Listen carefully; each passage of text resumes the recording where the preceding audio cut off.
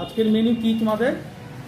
ও তাহলে বলো না, 2 দিন নিরামিষ খেয়ে মুখটা একেবারে হয়ে গেছে। তো আজকে অনেক কিছুই রান্না হচ্ছে।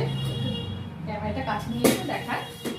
প্রথমে দেখায় সাদা ভাত প্রতিদিনকার মতনই, আর এটা হচ্ছে একটু মুসুরির ডাল কোরানো হয়েছে, পেঁয়াজ দিয়ে ডাল হয়েছে একটু। কারণ আগামীকাল আবার আমাদের নিরামিষ, তো তাই জন্য। আর এখানে আছে পেঁয়াজ নল ভাজা দিয়ে ছোট মাছের চচ্চড়ি, অনেকে পেঁয়াজ কলিও বলে, হ্যাঁ, যেটা শীতের সবজি, খুব ভালো লাগে খেতে।